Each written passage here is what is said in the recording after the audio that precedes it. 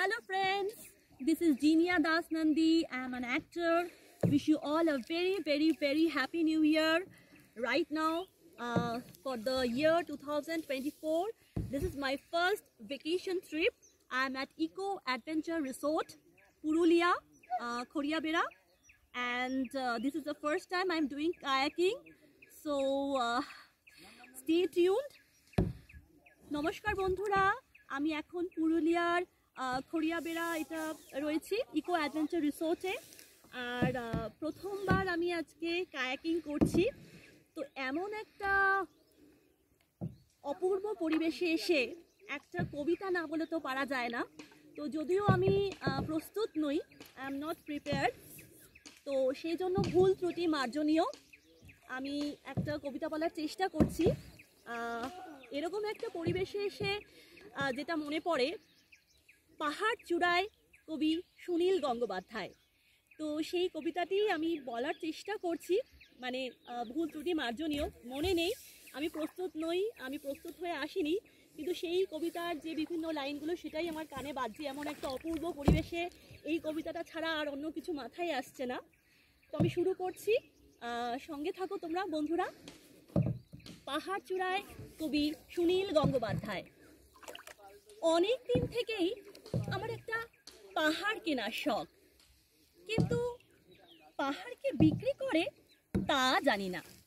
যদি তার দেখা পেতাম, দামের জন্য আটকাতো না। আমার নিজস্ব একটা নদী আছে, সেটা দিয়ে দিতাম পাহাড়টার বদলে। কে না জানে পাহাড়ের চেয়ে নদীর দামই বেশি। পাহাড় স্থানু, নদী বহমান, তবু আমি নদীর বদলে পাহাড়টাই কিনতাম, কারণ আমি ঠকতে চাই। নদীটা অবশ্য কিনেছিলাম একটা দ্বীপের বদলে। ছেলেবেলায় আমার বেশ ছোট্ট খাট্ট ছিমছাম একটা দ্বীপ ছিল, সেখানে অসংখ্য প্রজাপতি। শৈশবে দ্বীপটি ছিল আমার বড় প্রিয়। আমার যৌবনে দ্বীপটি আমার কাছে মাপে ছোট লাগলো। প্রবহমান ছিপছিপে তন্নি নদীটি বেশ পছন্দ হলো আমার। বন্ধুরা বলল, ওইটুকু একটা দ্বীপের বিনিময়ে এত বড় একটা নদী পেয়েছিস, খুব তো জিতেছিস বাইরে।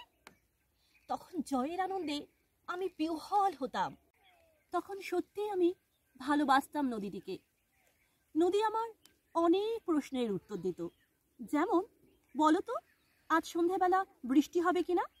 সে বলতো, আজ এখানে দক্ষিণ গরম হাওয়া, শুধু এক ছোট্ট দ্বীপে বৃষ্টি, সে কি প্রবল বৃষ্টি, যেন একটা উৎসব। সেই দ্বীপে আমি আর যেতে পারি না।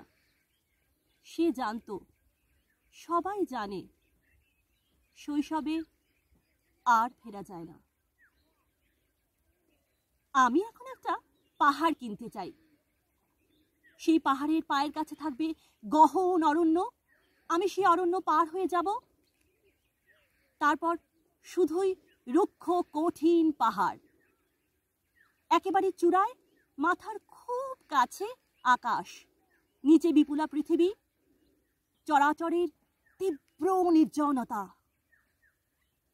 সেখানে আমার কণ্ঠস্বর কেউ শুনতে পাবে না। সেখানে 10 দিককে উদ্দেশ্য করে আমি বলবো, প্রত্যেক মানুষই অহংকারী। এখানে আমি একা। এখানে আমার কোনো অহংকার নেই। এখানে জয়ী হবার বদলে ক্ষমা চাইতে ভালো লাগে।